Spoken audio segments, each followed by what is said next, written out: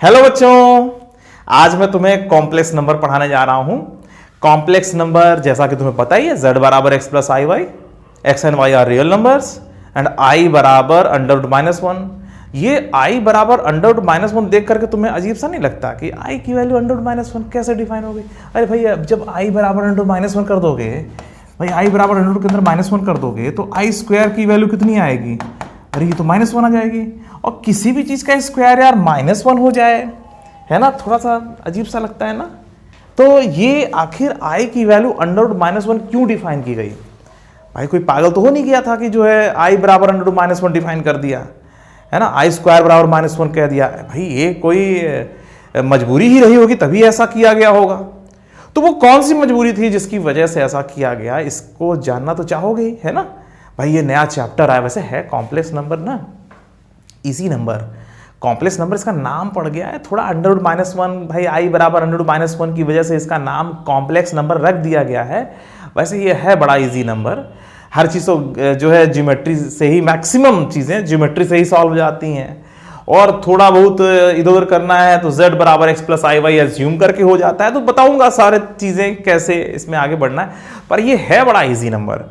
मगर ये easy number तब है जब तुम i के बारे में जान लो, i को दिल में बसा लो। ये i है क्या? अगर तुम i बराबर अंडर माइनस वन को फील करने जाओगे तो पागल हो जाओगे। अरे भाई, तुम रियल वर्ल्ड में चीज़ों को तुम पढ़ते हो जिस तरीके से, उसमें किसी चीज़ का स्क्वायर माइनस वन तो नहीं हो सकता। तो ये जानना जरूरी है कि आखिर ये i बराबर अंडर माइनस वन हुआ कैसे, कौन सी वो सिचुएशन थी जिसकी वजह से ऐसा करना पड़ा। तो वही मैं तुम्हें बताने जा रहा हूं कि ये कैसे हुआ। देखो, जैसे मान लीजिए आपके पास कोई इनपुट है, मान लीजिए, या आपने कोई एनालिसिस चालू की। साइंस में कैसे होता है, साइंस में एक रिजल्ट होता है, हाँ, और इधर इनपुट होता है। तो इनपुट में जो कुछ भी हो रहा है उसको रिजल्ट से हमें कोरिलेट करना होता है ना।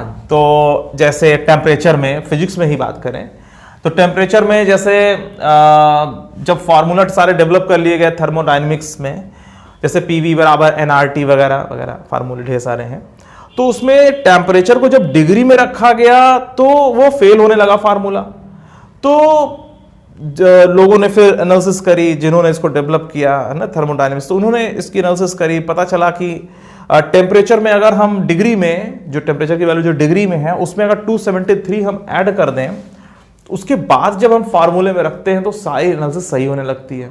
और ये 273 आया भी कैसे है, ये बड़ा मजेदार इसमें है। ये जो है हिट एंड ट्रायल मेथड से बार बार कर करके, पहले टेम्परेचर में 100 जोड़ा गया तो आंसर थोड़ा नजदीक जाने लगा, फिर 200 जोड़ा गया और नजदीक हो गए, मतलब थोड़ा सही सही लग रहा है कि आंसर आ रहा है। फिर 300 जोड़ दिया गया टेम्परेचर में, जो डिग्री में टेम्परेचर था उसमें 300 जोड़ के एनालिसिस आगे बढ़ाई गई, तो थोड़ा सा गलत हो गया। इसका मतलब ये हुआ कि 200 और 300 के बीच में कुछ जोड़ना पड़ेगा। फिर 250 किया गया होगा, है ना, मतलब हिट एंड ट्रायल से। फिर लगा कि हाँ थोड़ा सा भी और रह गया है, फिर 270 कर दिया गया, फिर हाँ एकदम नजदीक लगभग आ गए, मगर एग्जैक्ट क्लियर नहीं है, एग्जैक्ट मतलब सही नहीं हुआ है। फिर 270 के बाद 280 जोड़ दिया गया, लगा कि अरे यार थोड़ा सा आंसर गलत हो रहा उल्टी डायरेक्शन से, पहले एक डायरेक्शन से गलत हो रहा था, अब उल्टे डायरेक्शन से। जैसे पहले आंसर थोड़ा कम कम आ रहा था, अब थोड़ा आंसर ज्यादा ज्यादा आ रहा है। तो उसी तरह उसके बाद फिर 275 कर दिया गया, तो आंसर और नजदीक आ गया।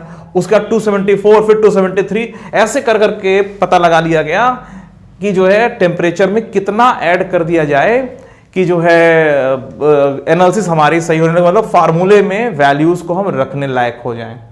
तो इसी तरीके से डिग्री में देखो, डिग्री और रेडियन में तो पहले एंटी क्लॉकवाइज में ऐसा किया तो 360 डिग्री पूरा एक राउंड, फिर बाद में 2 पाई, फिर रेडियन वाला कॉन्सेप्ट आ गया। तो उसी तरह से कॉम्प्लेक्स नंबर में इनपुट हमें किसी एनालिसिस में, वैसे इलेक्ट्रिसिटी में ही हो रहा था ये चीज, तो एक जगह पर ऐसा देखा गया कि इनपुट हमें, मतलब हमारा जो रियल वर्ल्ड का नॉलेज है, रियल वर्ल्ड की थ्योरी है, वो हमें यहां तक पहुंचा रही है, और रिजल्ट कैलकुलेट किया गया तो वो ये आ रहा है। और ऐसे बहुत कई जगह पर ऐसा हुआ। जैसे मान लीजिए जो है ये रियल वर्ल्ड से हम यहां तक पहुंच रहे हैं, ठीक है, हाँ, 2+1 और 2-1, और जो रिजल्ट है भाई वो 5 आ रहा है। तो बच्चों हमारा ये इनपुट है और ये हमारा आउटपुट है। तो ये जो आउटपुट है ये गलत नहीं हो सकता, क्यों? क्योंकि इसको मेजर करने के बाद लिखा गया है। ठीक है, मैं 2 केस ले रहा हूं यहां पर। ठीक है, ऐसे बहुत से केसेस में ऐसा हुआ। तो ये जो आउटपुट लिखा गया है इसको नाप करके लिखा गया है। जैसे मान लीजिए कोई चीज यहां से कोई पत्थर है, यहां से उठा के फेंका गया, ठीक है, और ये 5 मीटर दूर जाके गिरा। तो ये जो 5 मीटर हमने जो रिजल्ट, ये दूरी मान लो एक रिजल्ट है, तो ये जो दूरी हम लिख रहे हैं 5 मीटर, ये हमने नाप करके लिखा है 5 मीटर। और बाकी थ्योरी हम लगाएं, फार्मूला लगाएं, उसमें गलती हो सकती है, मगर ये जो नाप करके हमने रिजल्ट लिख दिया है वो गलत नहीं हो सकता। तो जैसे आपने इलेक्ट्रिसिटी किसी प्रॉब्लम में आपने कुछ रिजल्ट को ऑब्जर्व किया, रिजल्ट को मेजर किया, देखा, समझा, उसको देख करके एग्जैक्टली कि ये रिजल्ट है तो उसको आपने लिख दिया, ये गलत नहीं हो सकता। तो ये जब गलत नहीं हो सकता तो कुछ इधर ही हुआ होगा। तो इधर भी गलत नहीं है, क्यों? क्योंकि इसको भी खूब चेक किया गया, कैलकुलेशन चेक करी गई और पता चला कि यार यहां पे तो कोई गलती नहीं हो रही है। और इसकी जो वैल्यू आ रही है 4 स्क्वायर माइनस 3 स्क्वायर आ रही है। अगर यहां पे प्लस हो जाता तो फिर आंसर मैच कर जाता। ऐसे ही देखो यहां पर 2 स्क्वायर माइनस 1 स्क्वायर हो रहा है। ठीक है, जो थ्योरी हमें जहां तक ला के रोक रही है वो रिजल्ट कैसा दे रहा है? 4 square minus 3 square, 2 square minus 1 square. पर हमारा जो रिजल्ट आ रहा है जो कि गलत नहीं हो सकता वो 25 और 5 जैसा दिख रहा है। इसमें देखो 2 स्क्वायर माइनस 1 ये 3 आ जाएगा, जबकि आंसर 5 है, मतलब रिजल्ट 5 है। तो ऐसा इलेक्ट्रिसिटी में कहीं पर हुआ। ठीक है, और 4 स्क्वायर माइनस 3 स्क्वायर, इसकी वैल्यू यहां पर 7 आ रही, पर सही आंसर, सही रिजल्ट जो है वो तो 25 है। तो बात बहुत फंस गई कि आखिर वो क्या चीज है, क्या गलती हो रही है। थ्योरी में भी कहीं कोई गलती नहीं है, क्यों? क्योंकि खूब अच्छे से सॉल्व किया गया है, कहीं पे कैलकुलेशन मिस्टेक नहीं है, तो और रिजल्ट हमारा ऐसा आ रहा है। बस यहां पर एक प्लस हो जाए तो बात बन जाए, यहां पर एक प्लस हो जाए तो बात बन जाए। और ऐसे ढेरों प्रैक्टिकल्स में यही चीज मिला कि ये जो माइनस आ जा रहा है ना, इसी पर सारी, यहीं पर है कुछ, ये जो माइनस है इसको प्लस कर दिया जाए तो हमारी जो बात है वो बन जाएगी। तो ये चूंकि गलत नहीं हो सकता, और जो थ्योरी जहां तक हम पहुंच रहे हैं ये भी गलत नहीं हो सकता, तो आखिर दोनों के बीच में ऐसा क्या किया जाए कि दोनों जुड़ जाएं? तो इसके लिए क्या किया गया, जो ये 4 प्लस 3 और 4 माइनस 3 हो रहा था, इसकी जगह पर किया, और रिजल्ट हमारा क्या है 25। अब देखो कैसे कोरिलेट किया गया इससे। तो इसकी वैल्यू आ रही है 4 स्क्वायर माइनस 3 स्क्वायर। तो इन्होंने क्या किया, इन्होंने सीधा सीधा यहां पर 3i कर दिया और यहां पे 3i कर दिया। मतलब थ्योरी के एनालिसिस, मतलब जो स्टार्टिंग से ही जो चल रहा है ना, वहीं से i को इंट्रोड्यूस कर दिया गया। और ये आया 4 स्क्वायर माइनस 3i का होल स्क्वायर। इसकी वैल्यू आएगी 4 square minus 3 square i square, और i स्क्वायर को -1 कर दिया गया। अब इसके बाद ये 4 square plus 3 square, 4 square plus 3 square हो गया, है ना, 4 स्क्वायर प्लस 3 स्क्वायर हो गया, और ये 25 आ गया। ठीक है, तो ये जो 25 आ गया वो इस रिजल्ट, इस आउटपुट से कोरिलेट हो गया। ठीक है, तो ये जो i इंट्रोड्यूस हुआ है वो इसलिए हुआ है ताकि ये जो माइनस, भाई पहले क्या हो रहा था, पहले हो ये रहा था कि 4 प्लस 3 और 4 माइनस 3 ऐसा आ रहा था, और रिजल्ट ये था, ये 4 स्क्वायर माइनस 3 स्क्वायर हो रहा था। तो यहां पर प्लस साइन आ जाए, ऐसा करने के लिए 3i और यहां पे 3i कर दिया गया, और i square is equal to -1 मान लिया गया। ठीक है, i स्क्वायर जब तक -1 नहीं माना जाएगा तब तक हम 25 तक नहीं पहुंच सकते। मतलब तब तक हम जो मेजर कर रहे हैं जिस रिजल्ट को, उस रिजल्ट तक हम पहुंच ही नहीं पा रहे हैं। जब तक हम ये नहीं करेंगे तब तक नहीं पहुंच पा रहे। तो इसका मतलब ये करना पड़ेगा ताकि हम पहुंच जाएं। तो i स्क्वायर बराबर -1 मानना पड़ा ताकि हमारा जो थ्योरी है, जो हमारी एनालिसिस है, वो सही रिजल्ट को प्रोड्यूस करने लगे। ठीक है, तो इसलिए i square is equal to -1 मानना पड़ा। और जब i square is equal to -1 मानना पड़ा, मतलब i बराबर √-1, बेसिकली i बराबर √-1 मानना पड़ा। तो ये जब मानना पड़ा तो फिर इसकी भी अलग से थ्योरी डेवलप की गई, है ना, पूरे चैप्टर को, पूरे एनालिसिस को फिर कॉम्प्लेक्स नंबर कहा गया।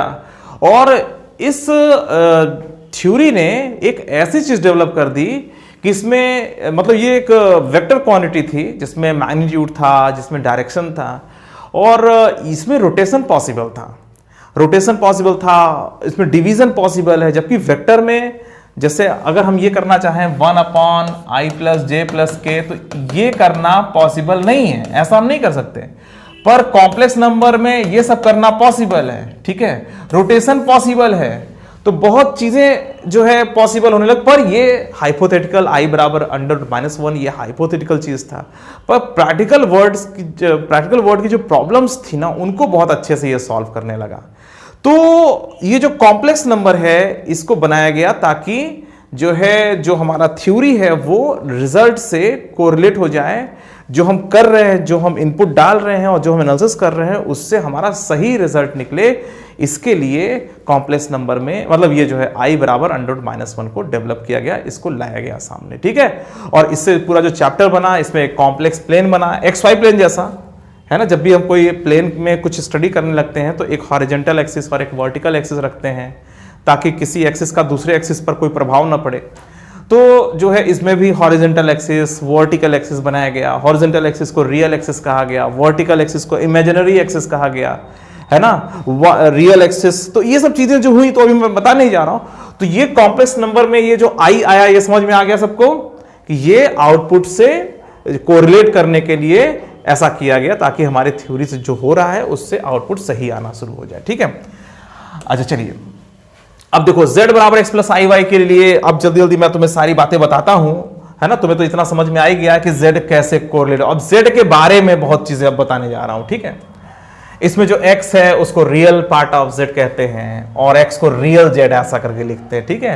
तो इसको लिखने का तरीका क्या है, x बराबर रियल z और y को इमेजिनरी पार्ट ऑफ z कहते हैं। y को इमेजिनरी पार्ट कहते हैं पर y रियल नंबर है, ठीक है, ये रियल है। जैसे 3 + 4i लिख रहे हैं ना, तो यहां पर ये रियल और ये रियल और ये रियल पार्ट ऑफ z। अगर मैं ऐसे लिख रहा हूं तो 3 is the real part of z and 4 is the imaginary part of z। जो i के साथ लगा रहेगा उसको इमेजिनरी पार्ट ऑफ z कह देंगे, ठीक है। तो यहां पे 4 इमेजिनरी पार्ट ऑफ z, ठीक है। अगर जैसे मान लीजिए z बराबर हम 5 लिख दें तो इसको प्योरली रियल कहेंगे। 5 को हम 5 + 0i कह सकते हैं, तो ये क्या है, प्योरली रियल। अगर हम z मान लीजिए किसी जगह पर z को लिख रहे हैं 0 + 6i ऐसा कुछ लिख रहे हैं, तो ये प्योरली इमेजिनरी, ठीक है। तो प्योरली रियल क्या है, प्योरली इमेजिनरी क्या है, ये सब आप लोगों को पता है। और z बराबर 0 + 0i है ना, तो ये प्योरली रियल भी है, प्योरली इमेजिनरी भी है। तो ये सब सिंपल सी बातें हैं, वो सब बहुत इंपॉर्टेंट नहीं। मगर हाँ, जो है x को रियल पार्ट ऑफ z कहते हैं और इसको ऐसे लिखते हैं, और y को इमेजिनरी पार्ट ऑफ z कहते हैं, उसको ऐसे लिखते हैं, ठीक है। अच्छा, अब इसके आगे देखो, अब रियल z और इमेजिनरी z हो गया। वैसे तुम्हें एक बात बताऊं, ये जो z है ना, इस z के बारे में तुम एक बात अच्छे से समझ लो। ये जो कॉम्प्लेक्स नंबर बनाया गया है, कोई भी कॉम्प्लेक्स नंबर वास्तव में एक पॉइंट को रिप्रेजेंट कर रहा है, ठीक है। ये याद रखिएगा आप लोग, कोई भी कॉम्प्लेक्स नंबर एक पॉइंट को रिप्रेजेंट कर रहा है और वो भी ओरिजिन के रिस्पेक्ट में, ठीक है। फिर हम उसका फायदा कैसे कैसे लेते हैं वो अलग कहानी है। मगर z बराबर जब कुछ कहा जाएगा ना, 3 + 4i 4 + 3i कुछ कहा जाएगा, तो वास्तव में ओरिजिन के रिस्पेक्ट में एक पॉइंट को वो रिप्रेजेंट कर रहा है। तो ये जो पॉइंट है कहां पर होता है, पहले देखो क्या लिखा, in fact all the complex numbers are the points in a plane which is known as complex plane, Gaussian plane, Argand plane, Argand diagram, ठीक है। तो ये जो प्लेन है ना, ये XY प्लेन जैसा ही है पर XY प्लेन नहीं है, ध्यान रहे।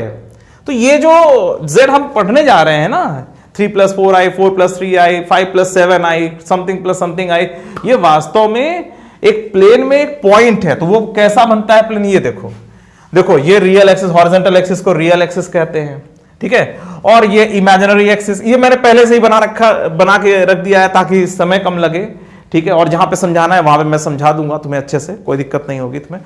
तो ये हॉरिजॉन्टल एक्सिस, इसको रियल एक्सिस कहते हैं, इसका जो यूनिट है वो 1 है ना। और ये इमेजिनरी एक्सिस है जिसका जो यूनिट है वो i के बराबर है, ठीक है।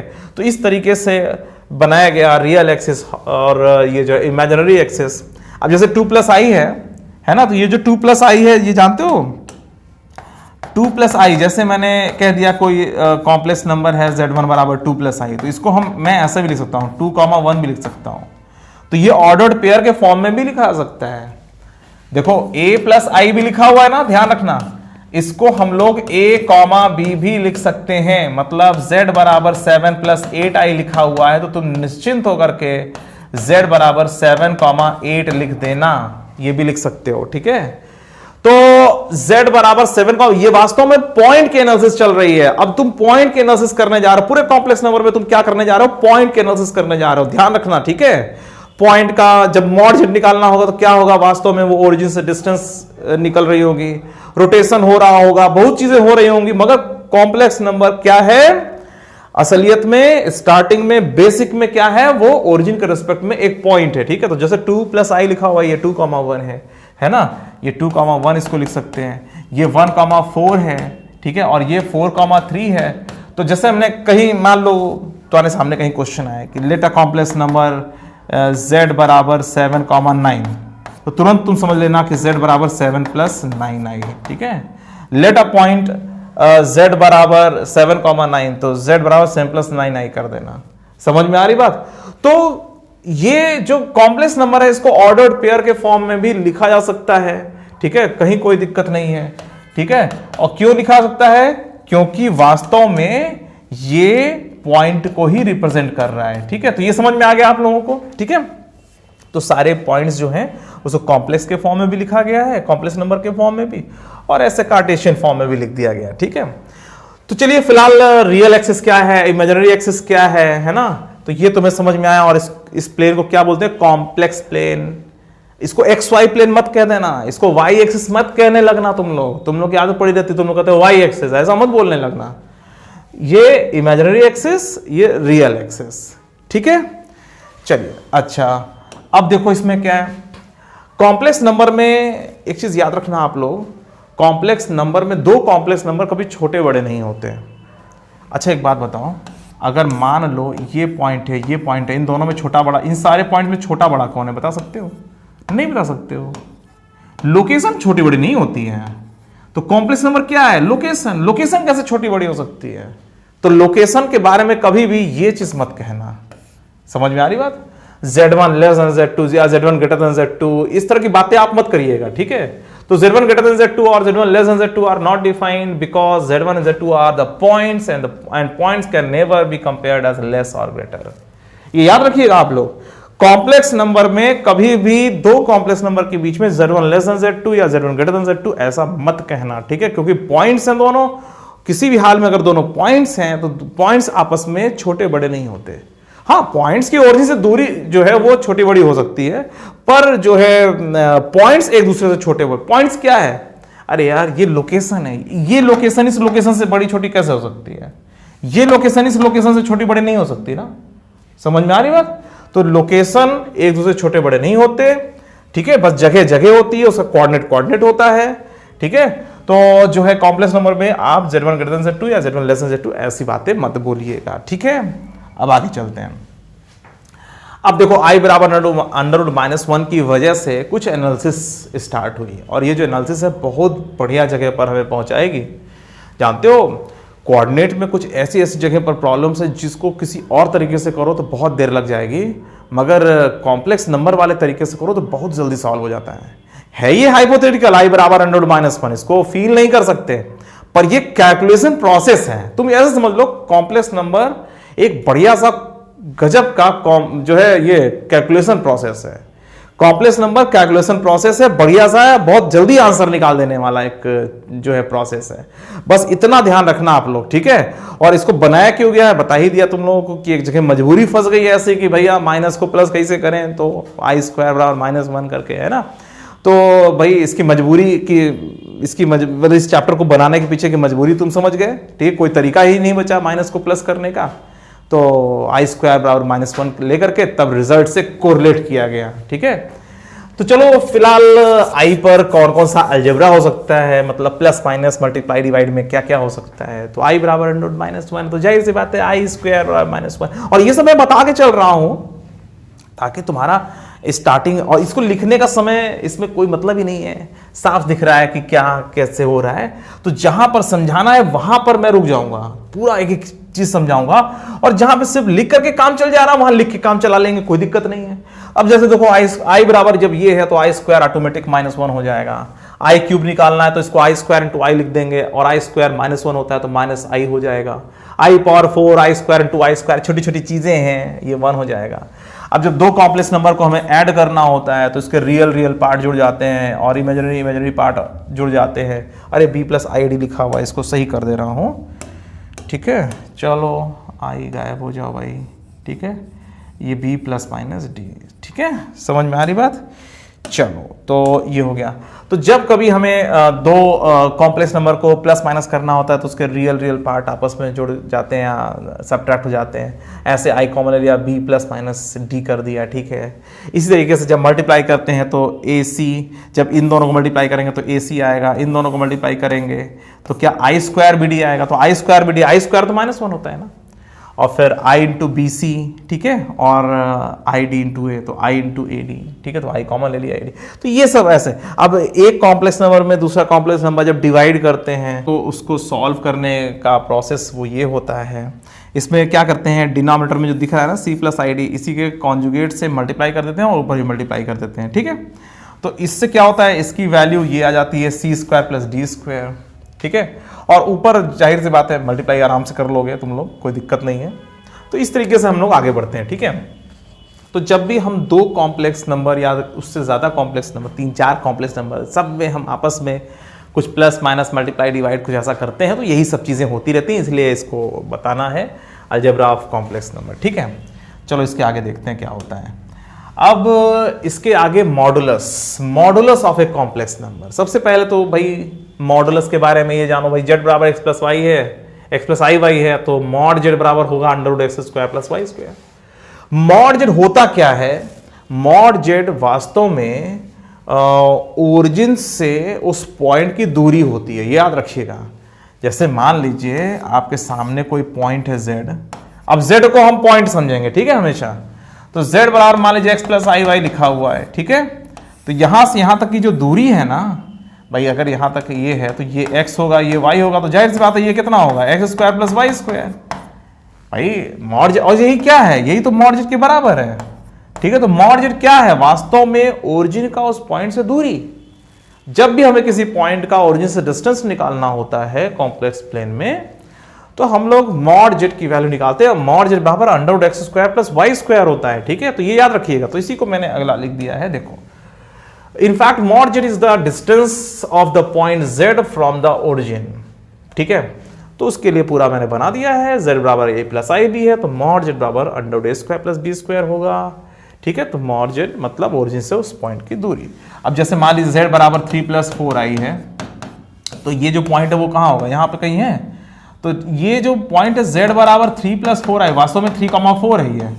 तो ये पॉइंट यहाँ पे देखो, ये 3 है और ये 4 है, तो ये कितना होगा, √3 स्क्वायर प्लस 4 स्क्वायर, ठीक है। और इसी की वैल्यू जो है मॉड z के बराबर है, तो मॉड z बराबर कितना हो जाएगा, मॉड z बराबर 5। अगर आपको मॉड z निकालना है तो मॉड z बराबर कितना होगा, √3 स्क्वायर प्लस 4 स्क्वायर, ठीक है, और बराबर √25, और इसकी वैल्यू कितनी आ जाएगी, 5 के बराबर। समझ में आ रही बात। तो मॉड z क्या होता है, ओरिजिन से उस पॉइंट की दूरी मॉड z से निकाली जाती है। और मॉड z बहुत काम आने वाला है तुम्हारे। जब भी मॉड z की बात होगी तो याद रखना कि ओरिजिन से किसी दूरी के बारे में बात हो रही है।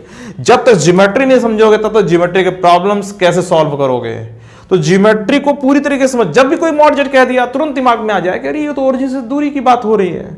हो सकता है कि उस दूरी को निकालने का कोई और भी तरीका हो। तो मॉड z का मतलब क्या निकलता है ये समझे रहो, और कैसे सॉल्व करना है दिमाग ऑटोमेटिक तुम्हें बताएगा, ठीक है। और उसके लिए पहले मैं तुम्हें ज्योमेट्री की ढेर सारी प्रॉब्लम्स करा चुका रहूंगा ताकि तुम्हें उसे समझने में कोई दिक्कत ना हो, ठीक है। चलो इसके आगे देखते हैं क्या है ये जो आर्ग्यूमेंट। अब इसमें देखो आर्ग्यूमेंट ऑफ ए कॉम्प्लेक्स, मैंने अभी तुम्हें थोड़ी देर पहले कहा था ये जो कॉम्प्लेक्स नंबर है ये एक वेक्टर क्वांटिटी है जिसमें मैग्नीट्यूड है ना। ओरिजिन से मतलब उस पॉइंट की दूरी निकाली जा सकती है, मैग्नीट्यूड है, और एक डायरेक्शन भी है।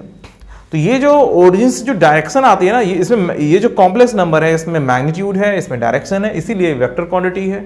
इसका जो आर्ग्यूमेंट है वास्तव में इस एंगल को कहते हैं। देखो जैसे मान लीजिए कोई कॉम्प्लेक्स नंबर z है, ठीक है, ये ओरिजिन है, ठीक है।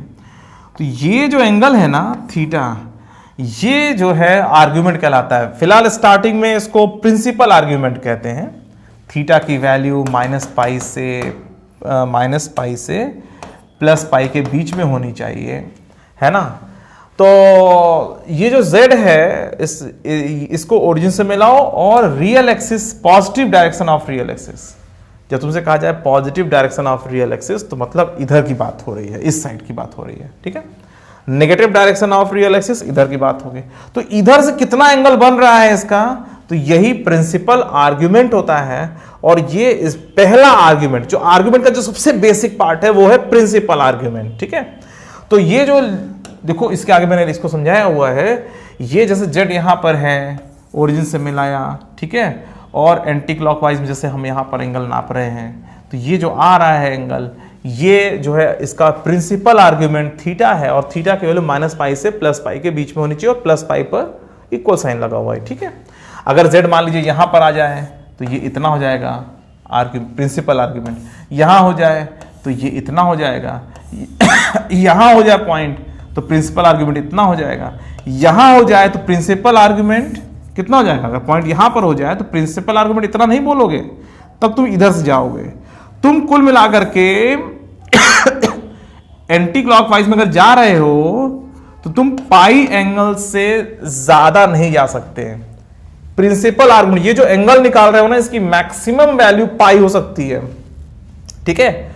और अगर तुम क्लॉकवाइज में कैलकुलेट करोगे तो तुम्हें माइनस में लेना पड़ेगा, ध्यान रहे। तो जब भी एंगल को कैलकुलेट करते हो एंटी क्लॉकवाइज डायरेक्शन में तो वो पॉजिटिव आता है, और जब एंगल को क्लॉकवाइज डायरेक्शन में कैलकुलेट करते हो तो वो क्या आता है, नेगेटिव में लेते हैं हम लोग उसे, ठीक है। तो ये जो एंगल से संबंधित बातें हैं इसको हम आर्ग्यूमेंट कहते हैं।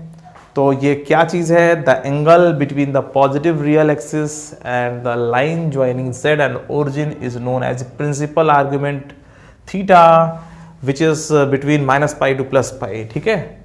और जब ये थीटा आ जाए तो इसमें 2n पाई ऐड कर दो, ये बन जाता है आर्ग्यूमेंट। तो प्रिंसिपल आर्ग्यूमेंट जो है वो आर्ग्यूमेंट का सबसे बेसिक पार्ट है। अब देखो मैं इसको और समझाता हूं तुम्हें, और ये याद रखना एंटी क्लॉकवाइज में जब एंगल लेते हैं तो पॉजिटिव और क्लॉकवाइज में नेगेटिव, ठीक है।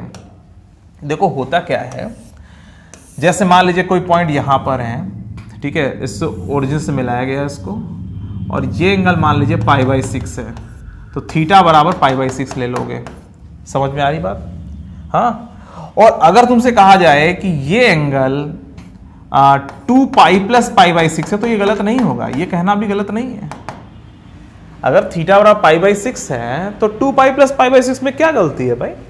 2π + π/6 का मतलब क्या हुआ, एक पूरा राउंड घूम के आओ तब ये चले आओ, क्या दिक्कत है। 2π + π/6। अब तुमसे कहा जाए कि तुम π/6 एंगल पर एंटी क्लॉकवाइज में π/6 एंगल पर रियल एक्सिस से एंटी क्लॉकवाइज डायरेक्शन में π/6 एंगल पर जाओ, तुम इधर ही जाओगे π/6 एंगल पर, एंटी क्लॉकवाइज में तुम्हें जाना है ना, ठीक है। अब किसी ने कहा कि 2π + π/6 पे जाओ, तो 2π का मतलब क्या हुआ, पूरा एक राउंड प्लस π/6, तो आप जा तो उधर ही रहे हो ना।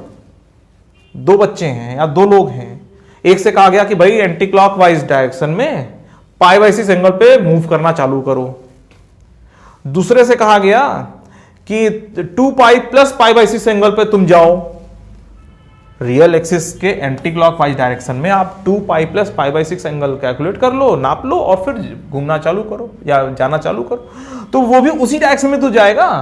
तो इस एंगल और इस एंगल में क्या फर्क है, कोई फर्क नहीं है, ठीक है। हाँ दिखने में थोड़ा बड़ा दिख रहा है। ऐसे ही आप 4π + π/6 भी सेम ही है। उसके बाद जो है, हाँ वैल्यूज अलग अलग दिख रही हैं, पर एंगल के नॉलेज से हमें पता है कि पूरा एक राउंड कर दिया तो फिर पहुंच तो वहीं गए ना। तुमने इस अर्थ पर पूरा एक राउंड कर दिया, पहुंच तो फिर वहीं गए ना, है ना। इसको तुमने पूरा राउंड कर लिया, तुम फिर वहीं पहुंच गए, उसमें फिर एंगल वही जोड़ दो। तो एंगल को आप ऐसे कह दो, ऐसे कह दो, ऐसे कह दो, इनका ओवरऑल जो इफेक्ट है वो एक ही है। मगर हाँ सबसे बेसिक ये है, ठीक है, सबसे बेसिक ये है, इसको प्रिंसिपल आर्गुमेंट कह दो। और ये जो 2n π, ये जो आ रहा 2π में कुछ मल्टीपल, देखो 2π, 4π, 6π, 8π, 100π, 200π, ये सब इवन पाई जैसा है ना। तो 2n π + π/6 इवन पाई है ना। तो ये जो है इवन पाई तो इवन नंबर को 2n कह दिया, ठीक है, 2 4 6 की जगह हमने 2n लिख दिया। तो ये 2n pi plus pi by 6 है, ये जनरल तरीके से कह दिया गया, ठीक है। तो सबसे बेसिक पाई बाई 6 और जनरल तरीके से कह दिया जाए 2n pi plus pi by 6 angle, ठीक है। और ऐसा क्यों किया गया, वो जो फेज डिफरेंस वगैरह होता है ना, तो उसके लिए किया गया, ठीक है। तो फिलहाल अभी आप लोग इसको बस ऐसे समझो कि ये जो कॉम्प्लेक्स नंबर है ये पॉइंट है, और ये जो एंगल वगैरह की जो एनालिसिस चल रही है ये प्रिंसिपल आर्गुमेंट है ना। अभी मैं इसमें और आगे की चीज बताऊंगा, है ना, फेज डिफरेंस और क्या क्या ये सब, तो वो सब अभी तुम्हारे लिए जरूरत नहीं है। अभी तुम सब ये समझो कि पाई बाई 6 भी एंगल वही है, और जो मतलब जो pi by 6 angle, pi by 6 लिखने पर जो इफेक्ट आता है वही 2 पाई प्लस पाई बाई 6 लिखने पर भी आएगा, और वही 4 पाई प्लस पाई बाई 6 लिखने पर भी आएगा। और पाई बाई 6 सबसे बेसिक है, सबसे छोटा है, सबसे सिंपल है, तो इसको प्रिंसिपल आर्गुमेंट कह दिया गया, और ये जो है आर्गुमेंट बन गया। तो अब समझ में आ गया होगा तुम्हें कि ये जो है 2n पाई प्लस थीटा ऐसा क्यों किया गया। ये सबसे बेसिक है प्रिंसिपल आर्गुमेंट। एंटी क्लॉकवाइज में जब जाओगे ना तो मैक्सिमम तुम पाई तक जाना, पाई से आगे मत जाना, ठीक है। और क्लॉकवाइज में माइनस पाई तक। तो क्लॉकवाइज में माइनस में कैलकुलेट करते हैं, एंटी क्लॉकवाइज में प्लस में करते हैं, बस इतना तुम्हें ध्यान है। अब तुमसे कह दिया कोई कि जो है आप जो है पाई बाई 4 एंगल पे मूव करो, तो पाई बाई 4 एंगल मतलब आप इधर जाओगे सीधा सीधा, ठीक है। किसी ने कहा माइनस पाई बाई 4 एंगल पे मूव करो, तो तुम सीधा इधर चले जाओगे, ठीक है। ये माइनस पाई बाई 4, जब हम एरो लगा देते हैं तो माइनस प्लस करके लिखना होता है, और ये हमें प्लस पाई बाई 4 लिखना पड़ेगा, ठीक है। और जब हम एरो नहीं लगाएंगे, याद रखना ये चीज को, बच्चे बड़ा कंफ्यूज रहते हैं, जब हम ऐसे लिखेंगे तो पाई बाई 4 लिख देंगे, ऐसे लिखेंगे तो पाई बाई 4 लिख देंगे, ठीक है। जब एरो लगा होगा तो एरो क्लॉकवाइज में लगा है तो माइनस कर देना, एंटी क्लॉकवाइज में लगा है तो प्लस कर देना। थोड़ा सा इस बात को ध्यान रखना, बड़ा छोटी छोटी बातें हैं, पता रहेंगे तो तुम्हें फ्यूचर में जेई एडवांस लेवल तक के क्वेश्चंस को समझने में बहुत आसानी होगी, ठीक है। एडवांस लेवल क्वेश्चन समझना है तो किसी भी बेसिक को मत छोड़ देना। बिना बेसिक के अगर तुम आगे बढ़ोगे तो तुम्हें एडवांस का लेवल, एडवांस के जो क्वेश्चंस हैं, जेई एडवांस के क्वेश्चंस, वो तुम्हें बड़े ही लगते रहेंगे। वो कितने सिंपल हैं वो तभी तुम समझ पाओगे जब तुम्हें सारा बेसिक्स क्लियर हो, ठीक है। कहीं ऐसा ना हो कि माइनस पाई बाई 4 या प्लस पाई बाई 4 कर दिया, तुम्हें यही नहीं समझ में आ रहा किधर हम सोचें।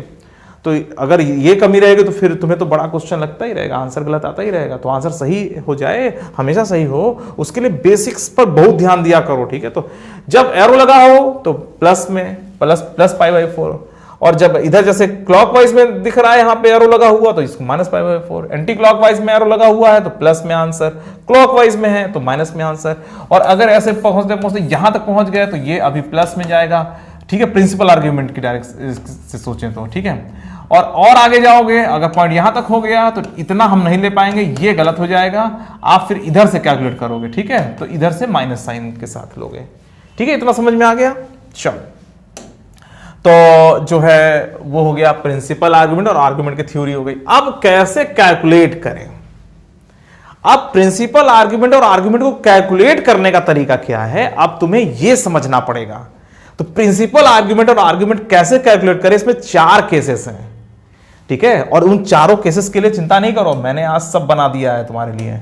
उन चारों केसेस के लिए मैंने तुम्हारे लिए ये जो है इसमें 4 तरह के क्वेश्चंस मैंने ले लिए हैं कि अगर ये कॉम्प्लेक्स नंबर है तो इसका जो है प्रिंसिपल आर्गुमेंट और आर्गुमेंट कितना होगा, अगर ये कॉम्प्लेक्स नंबर है तब कैसे निकालते हैं, ये है, मतलब चारों क्वाड्रेंट के मैंने क्वेश्चंस को ले लिए हैं। तो चिंता नहीं करो, पूरा एक एक बात तुम्हें समझाने जा रहा हूं कि कैसे हम प्रिंसिपल आर्गुमेंट एंड आर्गुमेंट निकालते हैं सारे केसेस में, ठीक है।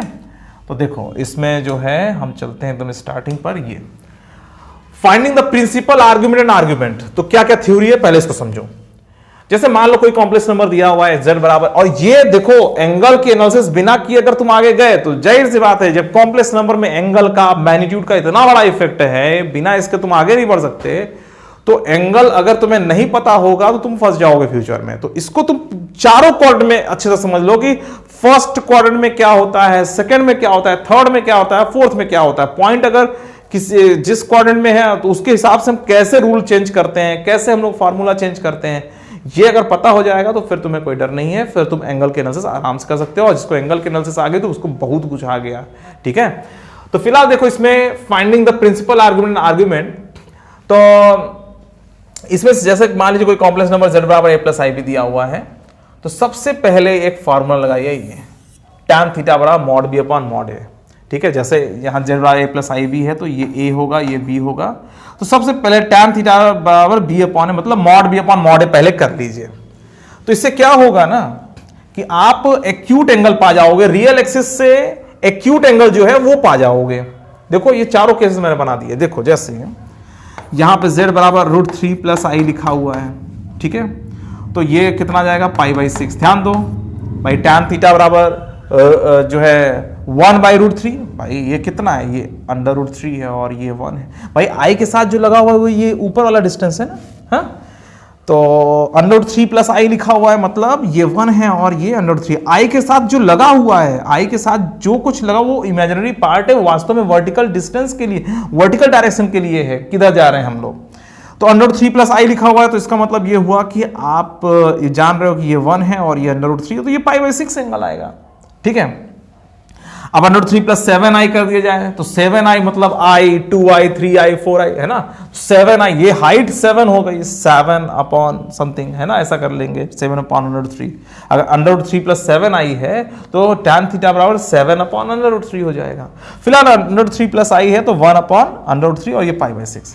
अगर जैसे मान लीजिए z बराबर -√3 प्लस i है तो ये कितना है, ये अभी भी √3 ही और ये 1 ही है।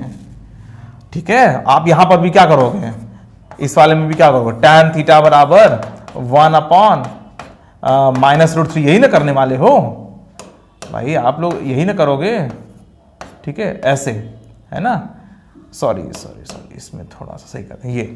तो जब tan थीटा बराबर 1 अपॉन -√3 करोगे, ये अभी भी कितना आएगा, ये 1/√3 आएगा और थीटा की वैल्यू कितनी आएगी, थीटा की वैल्यू π/6 ही आएगी। तो ये π/6 ये वाला एंगल नहीं है, ये नहीं है, ये वाला एंगल है, ये π/6 है, ध्यान रखना तुम लोग। तो आप लोग जैसा ही पाओ कॉम्प्लेक्स नंबर, सबसे पहले mod b upon mod a करके एक्यूट एंगल निकालो। जैसा देखो यहां पर z बराबर -√3 माइनस आई हो जाए, तो -√3 माइनस आई मतलब अभी भी ये √3 और ये 1 है, तो 1/√3 क्या देगा, tan थीटा बराबर -1। भाई यहां पे क्या करोगे, tan थीटा बराबर मॉड -1 अपॉन मॉड के अंदर -√3, यही ना करोगे, तो फिर से वही आएगा।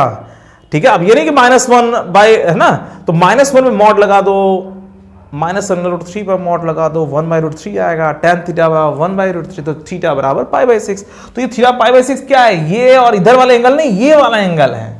तो सबसे पहला काम आपका ये होता है, tan theta mod b upon mod a करके उस एक्यूट एंगल को निकाल लो जो कॉम्प्लेक्स नंबर उस जेड को ओरिजिन से मिलाने वाली लाइन जो पॉजिटिव रियल एक्सिस से जो बना रही है। ठीक है, तो सबसे पहले वो एक्यूट एंगल निकाला, ठीक है, ये पहला प्रोसेस। उसके बाद अगर वो पॉइंट फर्स्ट क्वाड्रेंट में है, और ये किस क्वाड्रेंट में, ये तो कोई भी बच्चा देख के बता देगा यार, है ना। अब जैसा किसी ने कहा कि भाई 5 + 6i, तो ये फर्स्ट क्वाड्रेंट में है, हमें पता है। z2 बराबर -5 + 7i, ये फर्स्ट क्वाड्रेंट में नहीं है, क्योंकि ये जो रियल एक्सिस की जो वैल्यू है वो तो -5 है, तो माइनस प्लस ये तो सेकंड क्वाड्रेंट में है, तो ये गलत हो गया, ये फर्स्ट क्वाड्रेंट में है। तो आप जो है ए और बी की वैल्यू देख करके तुरंत पता लगा लोगे ये किस क्वाड्रेंट में, ये कोई छिपा नहीं सकता। ठीक है, ये आप देख के पता लगा लोगे। तो अगर फर्स्ट क्वाड्रेंट में है तो आपने जो आंसर निकाला, भाई अगर कंफर्म हो गया कि पॉइंट फर्स्ट क्वाड्रेंट में है, तो जो आपका पहला वाला आंसर आया है वही आपका जो है प्रिंसिपल आर्ग्यूमेंट है। तो प्रिंसिपल आर्ग्यूमेंट z बराबर थीटा ही हो जाता है, और आर्ग्यूमेंट z बराबर 2n पाई पर। आर्ग्यूमेंट निकालने के बस सिंपली 2n पाई जोड़ देना, बस और कुछ नहीं करना, 2n पाई जोड़ दो बस, काम खत्म, और n belong to some integer.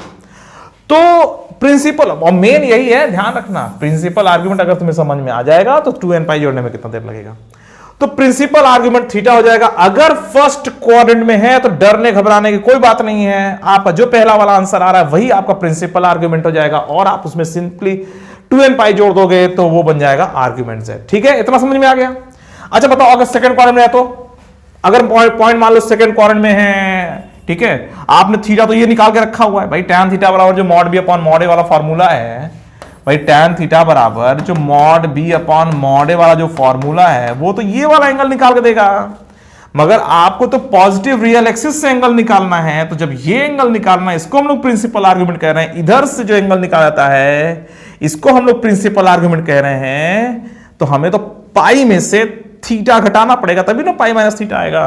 तो ये जो पाई माइनस थीटा है, ये फॉर्मूला लगता है सेकेंड क्वाड्रेंट के लिए, ठीक है।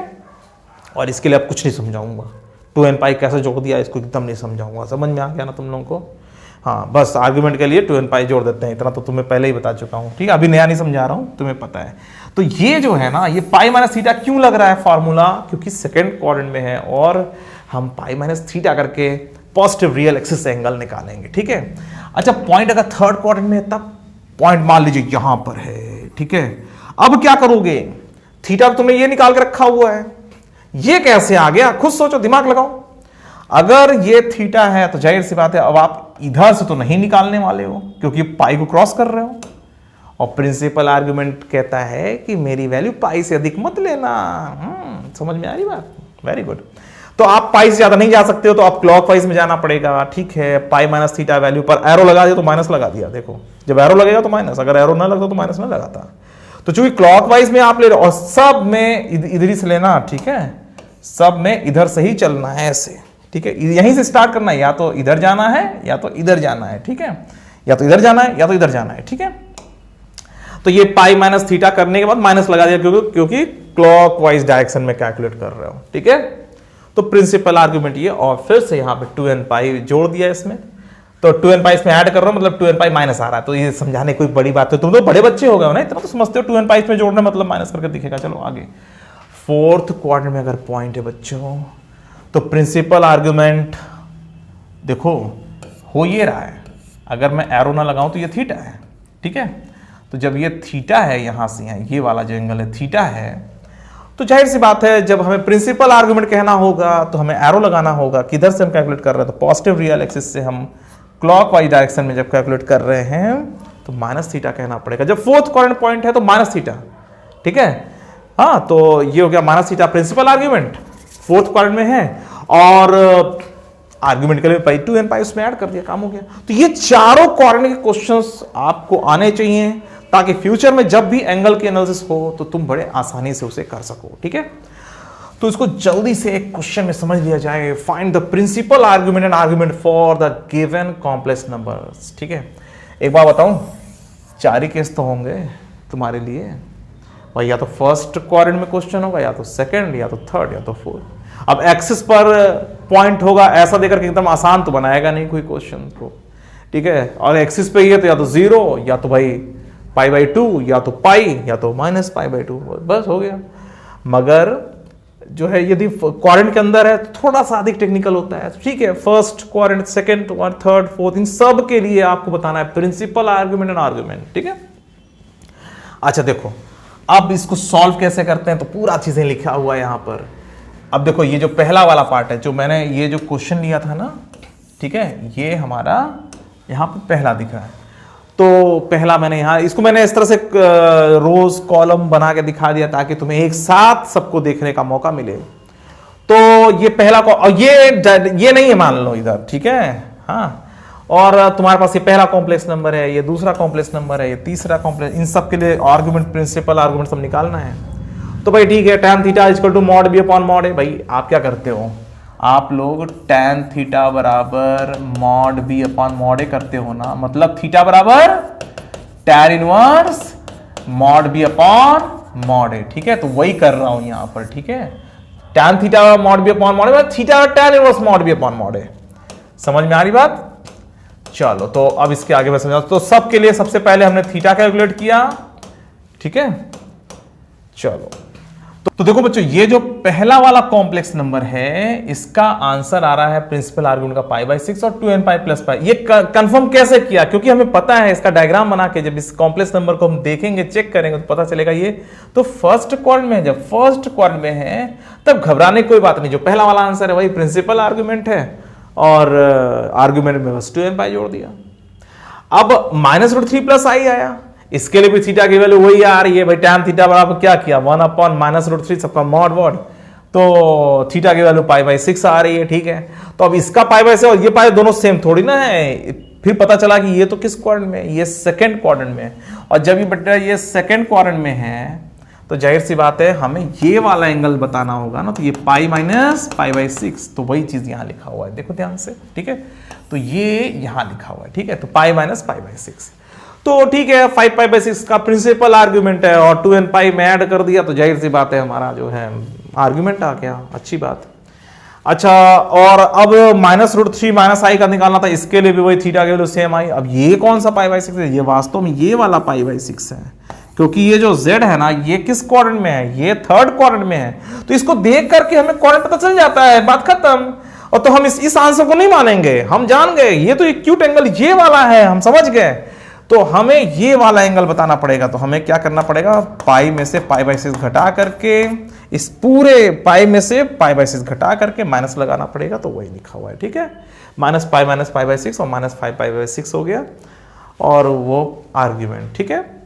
और अगर √3 माइनस आई लिखा हुआ है तो इसका भी वही tan थीटा, और tan थीटा बराबर -1/√3 का होल मॉड, ठीक है। थीटा बराबर वही पाई बाई 6 ही आ रहा है, पर पाई बाई 6 करेक्ट आंसर नहीं, क्यों? क्योंकि ये फोर्थ क्वाड्रेंट में है, डायग्राम देखकर दिख रहा है, ये देखो।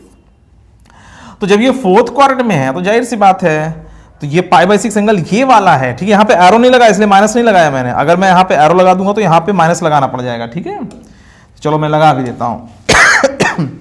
अगर एरो लगाएंगे तो यहाँ पर एक माइनस साइन लगा देंगे, ठीक है। तो -π/6, तो ये जो -π/6 और ये जो थीटा आ रहा है, अगर इसको नहीं लगाएं तो ये फिर ऐसा दिख रहा है, कोई दिक्कत नहीं है, ठीक है। तो यहाँ पर जो ये लास्ट वाले में देख रहे हो, तो लास्ट वाले में ये जो एंगल आ रहा है ये π/6 आ रहा है, और मगर चूंकि फोर्थ क्वाड्रेंट में है और क्लॉकवाइज में हमें जाना पड़ेगा, तो प्रिंसिपल आर्ग्यूमेंट -π/6, ठीक है। क्लॉकवाइज हमें इधर से चेक करना है, इधर से क्लॉकवाइज, ठीक है। तो ये -π/6 हो गया भाई इसका प्रिंसिपल आर्ग्यूमेंट, और चाहिए आर्ग्यूमेंट निकाले 2n पाई माइनस π/6 कर दो, ठीक है। तो ये चारों क्वेश्चन समझ में आ गए होंगे आपको किस तरीके से हमें सॉल्व करना होता है, ठीक है। और अब इसके बाद हम इसके आगे की चीज देखते हैं कि आखिर इसके आगे क्या है। Conjugate of a complex number, ये जो बेटा तुम लोग पढ़ रहे हो ना, अभी इनका ज्योमेट्री में बहुत यूज है। अभी ज्योमेट्री में आर्ग्यूमेंट, कॉम्प्लेक्स नंबर में कुछ माइनस प्लस करके डिवाइड करके उसकी वैल्यू कैसे लिखी जाती है, ये सब पूरी ज्योमेट्री तभी रीड कर पाओगे जब तुम्हें आर्ग्यूमेंट का पूरा पता हो, एंटी क्लॉकवाइज क्लॉकवाइज में कैसे जाना होता है ये पता हो, मैग्नीट्यूड का तो चलो ठीक है सिंपल सा ही है। तो सब कुछ जब तुम्हें ये सब पता रहेगा तब तुम्हें समझाने में मुझे भी अच्छा रहेगा, और तुम्हें एक बार में समझ में आ जाएगा, एक ही बार में समझ में आ जाएगा। बहुत अच्छी अच्छी चीजें तुम्हें एक बार में समझ में आ जाएंगी, ठीक है। तो कॉन्जुगेट क्या होता है? जेड बार क्या होता है? इसका ज्योमेट्रिकल मीनिंग क्या है? बहुत कुछ है इसके अंदर। तो फिलहाल z बराबर x प्लस आई वाई है, तो z बार बराबर x माइनस आई वाई, आई वाई जो लिखा हुआ है उसको माइनस आई वाई कर दो। तो जो ये इमेजिनरी पार्ट है ना, बस उसी को उल्टा कर देते हैं, माइनस प्लस है तो माइनस कर दो, माइनस है तो प्लस कर दो, ठीक है। तो ये जैसे मान लो z बराबर 3 + 4i है, तो z बार क्या हो जाएगा? 3 - 4i, ठीक है। और z बराबर 3 - 4i है, तो z इसका जो ये जो है कॉन्जुगेट होगा वो आ जाएगा 3 + 4i, ठीक है। तो माइनस है तो प्लस कर दो, प्लस है तो माइनस कर दो, ठीक है। तो इस तरीके से जो बनता है हमारा ये कॉन्जुगेट कॉम्प्लेक्स नंबर बनता है, ठीक है। तो ये z बार को कॉन्जुगेट कॉम्प्लेक्स नंबर कहते हैं, ठीक है।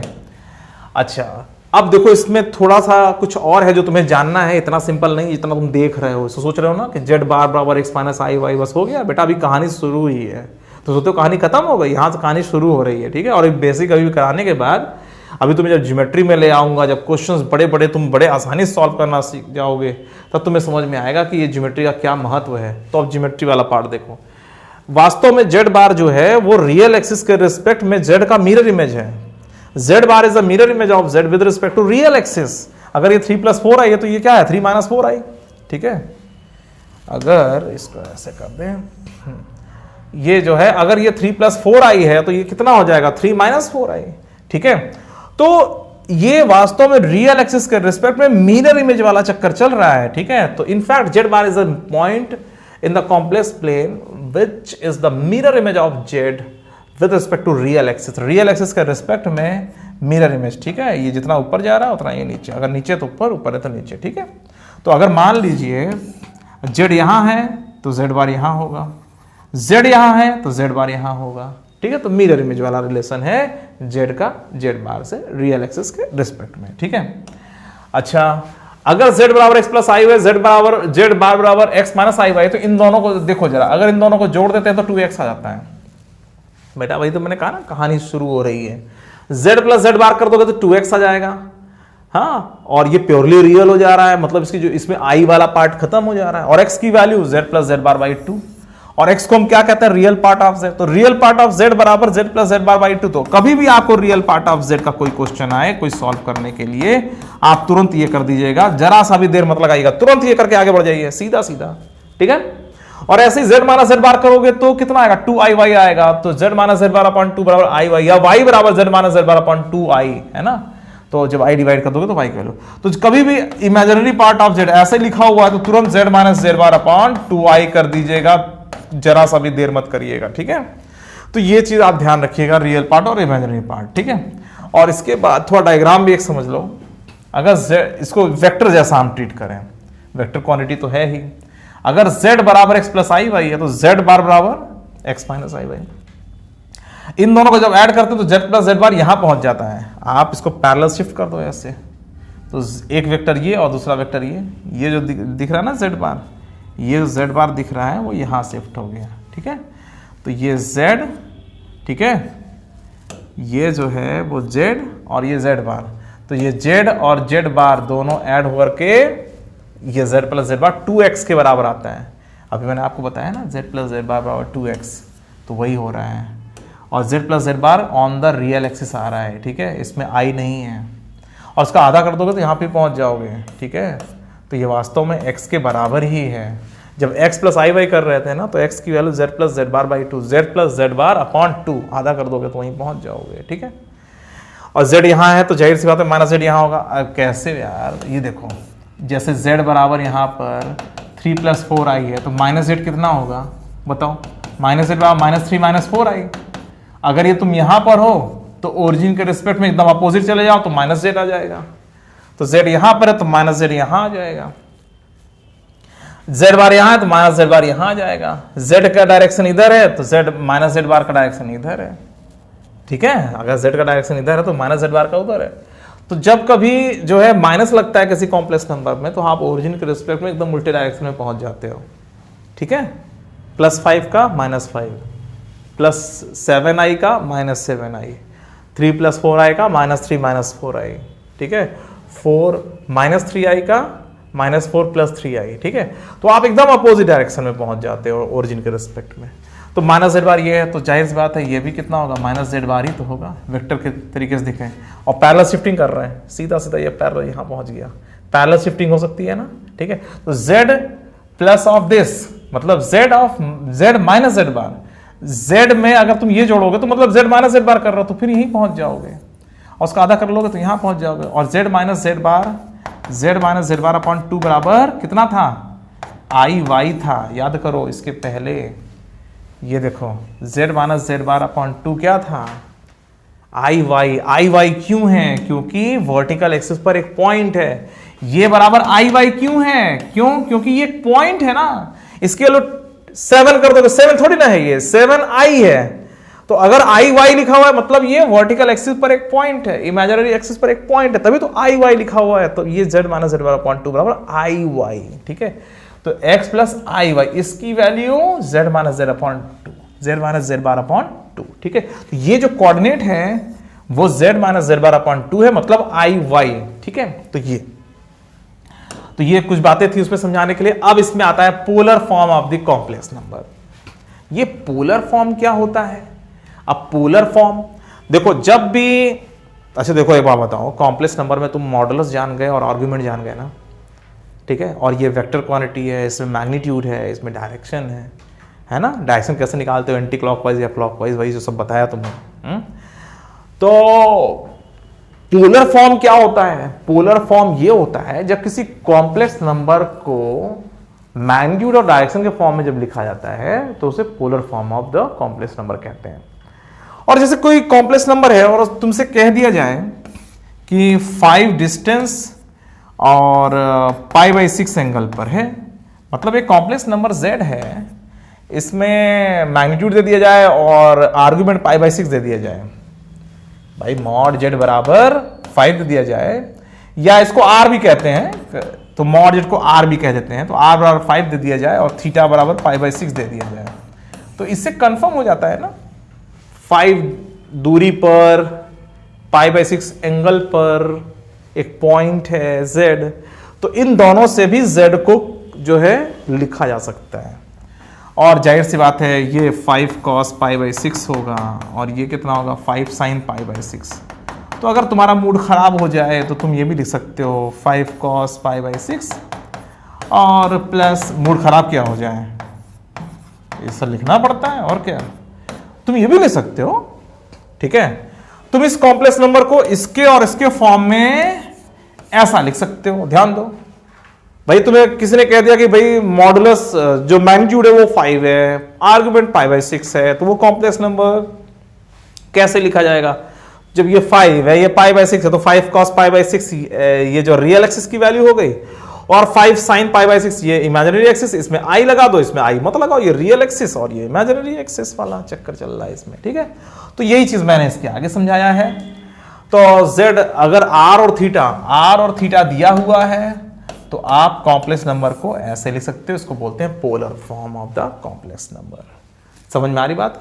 ठीक है, तो अब जैसे कह दिया जाए कि r बराबर, r क्या है मैग्नीट्यूड, ठीक है, r बराबर मान लीजिए 5 है, ठीक है, या 5 की जगह मैं 4 कर देता हूं, और थीटा बराबर मान लीजिए π/3 है। ठीक है, तो आपसे कहा जा रहा है कि उस कॉम्प्लेक्स नंबर को लिखो, तो भाई z बराबर क्या आएगा 4 cos π/3 और प्लस i 4 sin π/3। अब इसकी वैल्यू लिख दो, कोई दिक्कत नहीं है। ये कितना जाएगा 4 cos π/3 4 इंटू 1/2 और प्लस i इंटू 4 इंटू √3/2। समझ में आ रही बात? तो आपका आंसर आ गया 2 प्लस और 2√3i, बस हो गया।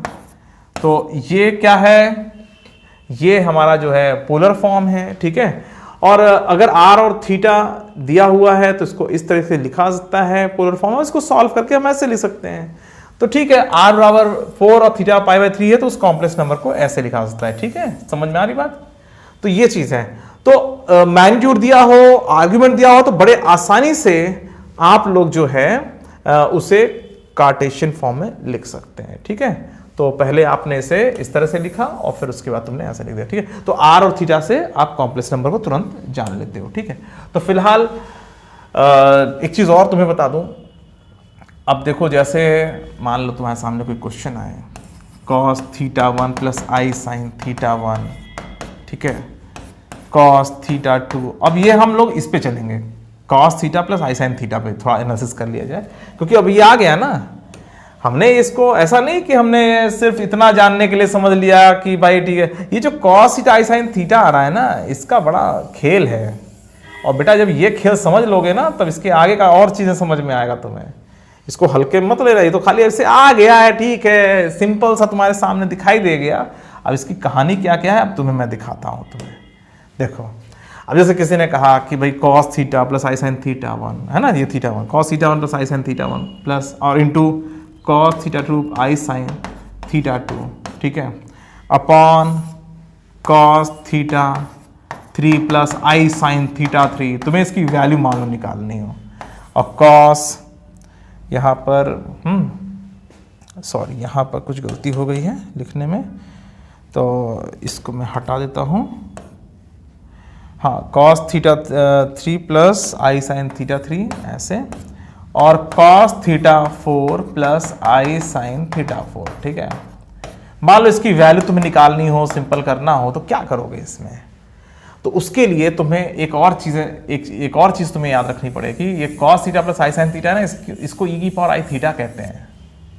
बड़ा अजीब सा रिजल्ट है, पर है। तो ये क्या चक्कर है, देखो जी, ये जो हमारा पोलर फॉर्म है ना, इसको हम ऐसे भी लिख सकते हैं, ये दोनों पोलर फॉर्म है। ठीक है, तो r into cos theta plus i sine theta, इसमें r है, थीटा है, इसमें r है, थीटा है, तो ये cos theta plus i sine theta को e पर आई थीटा भी कहते हैं। अब e पर आई थीटा कैसे हो गया, है ना? ये इसके पीछे पूरी कहानी है, कैसे क्या हो रहा है। देखो, अब देखो, पहले तो मैं प्रूफ कर दूं ये कैसे होता है। e पावर x का एक्सपेंशन ये जानते हो, लिमिट्स में मैंने तुम लोगों को स्टैंडर्ड सीरीज में पढ़ाया था। तो ई पावर एक्स का expansion 1 plus x square by 2 factorial plus x cube by 3 factorial so on, ऐसा होता है। तो ई पावर आई थीटा की वैल्यू क्या होगी, मैं प्रूफ कर दे रहा हूं, ये cos theta plus i sine theta होता है। और इससे कैलकुलेशन इतनी आसान हो गई ना, खूब बड़े बड़े क्वेश्चन बड़े आसानी से सॉल्व हो जाते हैं। और अभी मैं एग्जांपल भी एक ऐसा ले रहा हूं, ठीक है। अब देखो ई पावर आई थीटा को अगर एक्सपैंड करेंगे तो ऐसे आएगा, ई पावर आई थीटा। अब इसमें देखो ये वाला टर्म और ये ले लिया गया, ये और ये ले लिया गया, ऐसे कर करके, तो ये आई स्क्वायर -1 आई पावर 4 बराबर +1, ऐसे करके आता चला जाएगा। और इसमें देखो, इसको देखो और इसको देखो और इसके आगे देखो, तो इसमें आई कॉमन ले लिया तो थीटा, और ये आई क्यूब आ रहा है, आई क्यूब बराबर आई स्क्वायर इंटू आई माइनस आई, तो आई जब कॉमन लोगे तो माइनस थीटा क्यूब, भाई आई क्यूब आ रहा है ना, आई क्यूब क्या होता है माइनस आई, तो आई जब कॉमन लोगे तो minus theta cube upon 3 factorial. ऐसे कर करके इसके आगे वाला जो टर्म है लेते हुए जब जाएंगे तो ऐसा बनेगा। और ये क्या है, कॉस थीटा का एक्सपेंशन है, और ये क्या है, साइन थीटा का एक्सपेंशन है, तो ये एग्जैक्टली इसके बराबर है। बड़ा मजेदार चीज है। देखो है तो ये हाइपोथेटिकल, पर इस मतलब आई बराबर अंडर-1 ऐसा लेना, और ये एक बहुत अजीबोगरीब दुनिया में ले जाता है। पर इसके जो एनालिसिस जो की गई है ना, जो बनाया गया इस चैप्टर को इतना सॉलिड बना दिया गया कि ये रियल वर्ल्ड की प्रॉब्लम्स को सॉल्व करने लगा, ये कॉम्प्लेक्स नंबर है ना। अब देखो जैसे cos theta plus i sine theta का होल स्क्वायर करना है, इसको नीचे वाले को मत ध्यान दो, ठीक है। cos theta plus i sine theta का होल स्क्वायर करना है, तो भाई ठीक है, रियल वर्ल्ड में हमने क्या सीखा हुआ, a square plus b square plus 2ab, तो cos square theta plus i sine theta का whole square plus 2 i sine theta cos theta, ऐसे करेंगे, ठीक है, अच्छी बात है। अब आई स्क्वायर -1 होता तो ये माइनस हो जाएगा, ठीक है, और आई के साथ 2 साइन थीटा cos थीटा, ठीक है, और ये cos 2 थीटा और ये आई साइन 2 थीटा है। और अब देखो इसी को हम ऐसे भी कर सकते हैं, ये तो एक पार्ट हो गया। अब देखो cos theta plus i sine theta, जिसको कि हम भाई cos थीटा, इसको हम e पावर आई थीटा करें ना, जैसे e की पावर आई π/6 कोई कह दे तो तुम तुरंत क्या लिख दोगे, cos π/6 प्लस आई साइन π/6 कर देना तुरंत, इसमें जरा सा भी देर मत लगाना। तो e की पावर आई के साथ जो कुछ लगा हुआ है, वो जो कुछ लगा हुआ है cos के अंदर प्लस आई साइन के अंदर, साइन के अंदर, तो cos theta plus i sine theta लिखा हुआ है, इसको e power i theta, e की पावर आई थीटा लिख सकते हैं होल स्क्वायर, e की पावर आई 2 थीटा बन गया, इसको cos 2 theta plus i sign 2 theta. अब बताओ तुम्हें ये आसान लग रहा है कि ये आसान लग रहा है? तुम कहोगे अरे सर दोनों आसान है, इसमें क्या टेंशन, इसमें क्या टेंशन। बेटा अगर यहाँ पावर 5 कर दी जाए ना, अगर यहाँ पावर 5 कर देना, तो क्या तुम ये क्या इसको एक्सपैंड करोगे? भाई ये जो दूसरा वाला तरीका है उससे तो मैंने इसको सॉल्व कर दिया। अगर तुम इसको एक्सपैंड करोगे तो बायनॉमियल थ्योरम से 6 टर्म्स आएंगे और फिर सॉल्व करते करते पागल हो जाओगे, और ये तरीका बेस्ट हो गया। तो ये जो तरीका आपके सामने दिख रहा है इसको सॉल्व करने का, इसको आप e पावर आई थीटा का तो पावर 5 क्या पावर 500 कर दिया जाए तो भी ये आसान है। cos theta plus i sine theta power 5 लिखा, इसको e की पावर आई थीटा की पावर 5 लिख दो, इसको e पावर आई 5 थीटा कर दो, कितने आसानी से ये आ गया, देख रहे हो। और अगर तुम इसको एक्सपैंड करना चालू करोगे पागल हो जाओगे, एक्सपैंड नहीं करना है, ठीक है। और ये इतना सही है कि पावर चाहे तुम 1000 लगा दो, 1 लाख लगा दो, कुछ लगा दो, सबके लिए सही है। तो अगर तुम्हें बाद में एनालिसिस बहुत आसानी से करनी है तो इस फार्मूले को मत भूलना, cos theta plus i sine theta, इसको e पावर आई थीटा कहते हैं। जब ऐसा पाना तो ये लिख देना, और कहीं e पावर आई थीटा लिखा हुआ इसको ओपन करना होगा तो cos theta plus i sine theta लिख देना।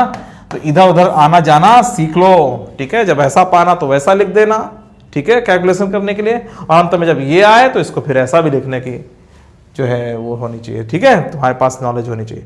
तो चलो अब इसमें एक क्वेश्चन देखते हैं। अब देखो क्वेश्चन क्या देखते हैं, डिमार्स थ्योरम इसी से कैलकुलेट मतलब ये प्रूव हो सकता है। ये डिमार्स थ्योरम है, सबको पता है, अगर पढ़ा होगा तो ये पता होगा डिमार्स थ्योरम है। अब प्रूफ देखो इसका, भाई ये डिमार्स थ्योरम है। अब प्रूफ देखो कितना आसान कर दिया इसने। cos theta plus i sine theta को हम क्या, ये रूल है, ये रूल है, ये जो पावर है वो यहां चला जाता है, ये रूल है, इसको डिमार्स थ्योरम कहते हैं। इसको लिखा e power i theta, power n कर दिया, e की power i n theta, cos n theta, i sine n theta, ये इसके बराबर हो गया, प्रूव्ड। तो ये e पावर आई थीटा का यही मैजिक है, ठीक है। cos theta plus i sine theta का जब भी प्रॉब्लम आएगा तुरंत तुम्हें e पावर आई थीटा कर देना है। अब देखो जैसे तुम्हें इसको इसके बराबर प्रूफ करना है, कैसे करोगे, सोचो, दिमाग लगाओ, कैसे करोगे, बोलो।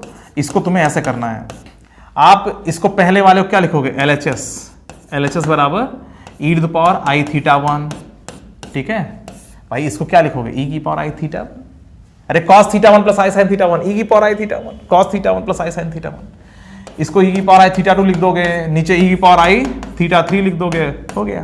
कितना आसान, तुरंत e वाले फॉर्म में गए। और फिर तुमने इसको क्या लिखा, इसको लिखा e की power i theta 1 plus theta 2 minus theta 3, ठीक है। और फिर इसको ओपन कर दो और ये तुम्हारा प्रूव हो जाएगा, ठीक है। समझ में आ रही बात? तो यही चीज मैंने इसके आगे कर दी है। ये देखो एलएचएस क्या है, ये लिखा हुआ है, इसको e power i theta 1 plus अरे e की power i theta 1 into e की पावर आई थीटा 2, नीचे e की पावर आई थीटा 3, बस ऐसा कर दिया। और फिर इसको ओपन करेंगे तो ये आएगा। ओपन भी तो करना है भाई, जाना आना दोनों आना चाहिए, जाना ही जाना ना हो, जाना भी हो आना भी हो। जब जाना आना जाना आना जाना आना सब जानते रहोगे तभी तो क्वेश्चन आसानी सॉल्व करोगे, है ना। तो ये चीज हो गया, ठीक है। तो बच्चों समझ में आ गया, यहां तक मैंने तुम्हें पूरा बेसिक बता दिया है। अब इसके बाद क्या आने वाला है, प्रॉपर्टीज।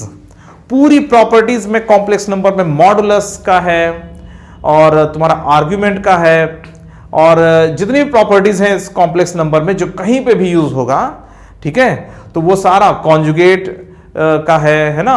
तो ये जितने भी कॉन्जुगेट, मॉडुलस, आर्ग्यूमेंट, सब की जितनी प्रॉपर्टीज वगैरह होती हैं वो सब मैं तुम्हें नेक्स्ट लेक्चर में कंप्लीट करा दूंगा।